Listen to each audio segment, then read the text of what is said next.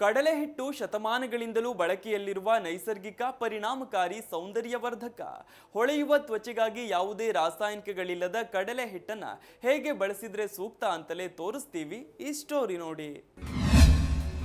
ಕಡಲೆ ಹಿಟ್ಟೆಂಬ ಶತಮಾನಗಳ ಹಳೆಯ ಸೌಂದರ್ಯವರ್ಧಕ. ಹೊಳೆಯುವ ತ್ವಚೆಗಾಗಿ ಕಡಲೆ ಹಿಟ್ಟು ಹೀಗೆ ಬಳಸಿ ನೋಡಿ. ಕೆಲವು ಹಳೆಯ ಕಾಲದ ಅಭ್ಯಾಸಗಳು ಎಂದಿಗೂ ಬದಲಾಗುವುದಿಲ್ಲ. ಹೊಸದು ಎಂಥದ್ದೇ ಬಂದರೂ ಹಳೆಯದರ ತೂಕ ಕಡಿಮೆಯಾಗುವುದಿಲ್ಲ. ಉದಾಹರಣೆಗೆ ಹೇಳೋದಾದ್ರೆ, ಮುಖದ ಕಾಂತಿಗಾಗಿ ಕಡಲೆ ಹಿಟ್ಟನ್ನು ಬಳಸೋ ಅಭ್ಯಾಸ ಎಷ್ಟೋ ತಲೆಮಾರುಗಳಿಂದ ಈ ಅಭ್ಯಾಸ ಚಾಲ್ತಿಯಲ್ಲಿದೆ, ಮುಂದೆಯೂ ಇರಲಿದೆ. ಕಾರಣ ಕಡಲೆ ಹಿಟ್ಟಿನ ಸಾಮರ್ಥ್ಯವೇ ಅಂಥದ್ದು. ಯಾವುದೇ ರಾಸಾಯನಿಕಗಳಿಲ್ಲ, ಮನೆಯಲ್ಲಿ ತ್ವರಿತವಾಗಿ ಮಾಡಿಕೊಳ್ಳಬಹುದಾದ ಈ ಸೌಂದರ್ಯ ವರ್ಧಕಕ್ಕೆ ಸಮನಾಗಿ ಬೇರೊಂದಿಲ್ಲ. ಏನಿದೆ ಅಂಥದ್ದು ಕಡಲೆ ಹಿಟ್ಟಿನಲ್ಲಿ ನೋಡ್ತಾ ಹೋಗೋಣ. ಕಡಲೆ ಹಿಟ್ಟು ಉತ್ಕರ್ಷಣ ನಿರೋಧಕಗಳಿಂದ ಸಂಪದ್ಭರಿತವಾಗಿದೆ. ಚರ್ಮದ ಮೇಲಿನ ಮೃತ ಕೋಶಗಳನ್ನ ತೆಗೆದುಹಾಕಿ ಹೆಚ್ಚಿನ ಎಣ್ಣೆಯಂಶವನ್ನ ತೆಗೆದು ಹೊಸ ಕೋಶಗಳ ಬೆಳವಣಿಗೆಗೆ ಅಗತ್ಯವಾದ ಕೆಲಸ ಮಾಡುತ್ತೆ. ಹಾಗಾಗಿ ಕಡಲೆ ಹಿಟ್ಟನ್ನ ನಿಯಮಿತವಾಗಿ ಬಳಸಿದಾಗ ಚರ್ಮ ನಯವಾದಂತಾಗಿ ಕಾಂತಿ ಹೆಚ್ಚುತ್ತದೆ. ಇದಿಷ್ಟನ್ನು ಯಾವುದೇ ರಾಸಾಯನಿಕಗಳಿಲ್ಲದಂತೆ ನೈಸರ್ಗಿಕವಾದ ಆರೋಗ್ಯಕರ ವಸ್ತುವಿನಿಂದ ನಾವು ಪಡೆಯಬಹುದಾದದ್ದು. ಇನ್ನು ಕ್ಲೆನ್ಸರ್, ಎಕ್ಸ್ಫಾಲಿಯೇಟರ್ ಮತ್ತು ಬ್ರೈಟ್ನರ್ ಎಲ್ಲವೂ ಕಡಲೆ ಹಿಟ್ಟೊಂದರಿಂದಲೇ ಸಾಧಿಸಬಹುದು ನಾವು. ಇನ್ನು ಭಾರತದಲ್ಲಿ ಮಾತ್ರವಲ್ಲ, ದಕ್ಷಿಣ ಏಷ್ಯಾ ದೇಶಗಳಲ್ಲಿ ಶತಮಾನಗಳಿಂದಲೂ ಕೂಡ ಕಡಲೆ ಹಿಟ್ಟಿನ ಬಳಕೆ ಇದೆ. ಇದರ ಉರಿಯೂತ ಶಮನಕಾರಿ ಗುಣದಿಂದಾಗಿಯೇ ಇದು ಮೊಡವೆಯನ್ನು ನಿಯಂತ್ರಿಸಬಲ್ಲದು. ವಾತಾವರಣದ ಧೂಳು, ಹೊಗೆ, ಮಾಲಿನ್ಯಗಳಿಂದ ಮಂಕಾಗುವ ಚರ್ಮಕ್ಕೆ ಕಾಂತಿ ನೀಡೋದಕ್ಕೆ ಇದು ಒಳ್ಳೆಯ ಮತ್ತು ಸರಳ ಉಪಾಯ. ಇದರಿಂದ ಮಾಡುವ ಫೇಸ್ ಮಾಸ್ಕ್ಗಳು ಸಾಮಾನ್ಯವಾಗಿ ಎಲ್ಲರಿಗೂ ಒಗ್ಗುವಂಥವು. ಹಾಲು, ಮೊಸರು, ಹಣ್ಣಿನ ಪೇಸ್ಟ್ಗಳು, ತರಕಾರಿ ರಸಗಳು ಮುಂತಾದ ಯಾವುದನ್ನೇ ಆದರೂ ಕಡಲೆ ಹಿಟ್ಟಿನೊಂದಿಗೆ ಬಳಸಬಹುದು. ವಾರಕ್ಕೆ 2-3 ದಿನ ಇದನ್ನ ಬಳಸಿದ್ರೆ ಸಾಕಾಗತ್ತೆ. ಇದನ್ನ ಅತಿಯಾಗಿ ಬಳಕೆ ಮಾಡಿದ್ರೆ ಚರ್ಮದ ಶುಷ್ಕತೆ ಹೆಚ್ಚಬಹುದು. ಸೂಕ್ಷ್ಮ ಚರ್ಮದವರಿಗೆ ತೊಂದರೆಯಾಗಬಹುದು.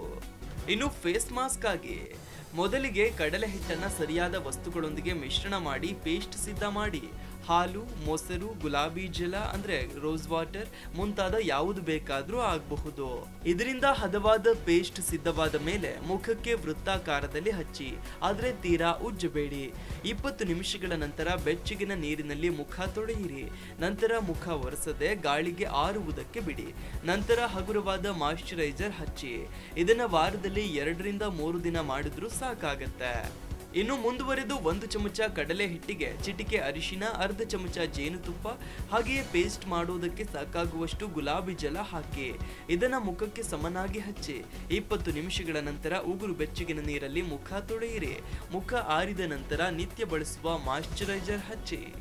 ಮುಂದುವರೆದು 1 ಚಮಚ ಕಡಲೆ ಹಿಟ್ಟನ್ನ 1 ಚಮಚ ಮೊಸರಿನೊಂದಿಗೆ ಮಿಶ್ರಣ ಮಾಡಿ ಇದಕ್ಕೆ ಅರ್ಧ ಚಮಚ ಜೇನುತುಪ್ಪ ಮತ್ತು 6-8 ಹನಿ ನಿಂಬೆ ರಸ ಹಾಕಿ ಇದನ್ನ ಒದ್ದೆ ಮುಖಕ್ಕೆ ಹಾಕಿ ಲಘುವಾಗಿ ಉಜ್ಜಿ. ಇದನ್ನ ಅತಿಯಾಗಿ ಮಾಡಿದ್ರೆ ಚರ್ಮ ಕೆಂಪಗಾಗಬಹುದು, ಹಾಗಾಗಿ ಜಾಗ್ರತೆ. 1-2 ನಿಮಿಷಗಳ ನಂತರ ಬೆಚ್ಚಗಿನ ನೀರಿನಲ್ಲಿ ಆ ಬಳಿಕ ಮುಖ ತೊಳೆಯಿರಿ. ಇದನ್ನ ವಾರಕ್ಕೊಮ್ಮೆ ಮಾಡಿದ್ರೂ ಸಾಕು. ಮುಂದುವರೆದು 1 ಚಮಚ ಕಡಲೆ ಹಿಟ್ಟಿಗೆ ಅರ್ಧ ಚಮಚ ಹಾಲು, ಅರ್ಧ ಚಮಚ ಗುಲಾಬಿ ಜಲ ಬೆರೆಸಿ ಪೇಸ್ಟ್ ಮಾಡಿ ಇದನ್ನ ವೃತ್ತಾಕಾರದಲ್ಲಿ ಮುಖಕ್ಕೆ ಹಾಕಿ, ಆದ್ರೆ ಜೋರಾಗಿ ಉಜ್ಜಬಾರದು. 1-2 ನಿಮಿಷಗಳ ನಂತರ ಮುಖ ತೊಳೆಯಿರಿ. ಇದನ್ನ ವಾರದಲ್ಲಿ 2-3 ಬಾರಿ ಮಾಡಬಹುದು. ಇನ್ನು ತರಕಾರಿ ಹಣ್ಣುಗಳ ಮಾಸ್ಕ್ ಬಗ್ಗೆಯೂ ಕೂಡ ಹೇಳಲೇಬೇಕು. ಪಪಾಯ, ಬಾಳೆಹಣ್ಣು, ಮೆಲನ್ಗಳು ಮುಂತಾದ ಯಾವುದೇ ಹಣ್ಣುಗಳನ್ನ ಕಡಲೆ ಹಿಟ್ಟಿನೊಂದಿಗೆ ಬೆರೆಸಿ ಫೇಸ್ ಮಾಸ್ಕ್ ತಯಾರಿಸಬಹುದು. ಸೌತೆಕಾಯಿ, ಕ್ಯಾರೆಟ್ ಮುಂತಾದ ತರಕಾರಿಗಳ ರಸವನ್ನ ಕಡಲೆ ಹಿಟ್ಟಿನೊಂದಿಗೆ ಸೇರಿಸಿ ಮುಖಕ್ಕೆ ಮಾಸ್ಕ್ ಮಾಡಿದ್ರೆ ಉತ್ತಮ ಪರಿಣಾಮ ದೊರೆಯುತ್ತೆ.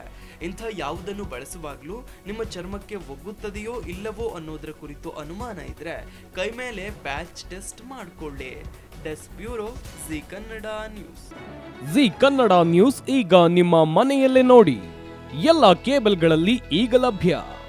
ಸನ್ Direct 292, Jio TV 1334, U digital 162, city cable 51, GTPL 17, Abhishek cables 821, rock line telecommunication 51, Shri Basaveshwara number 60, Vinayaka digital number 53, in digital number 896ರಲ್ಲಿ.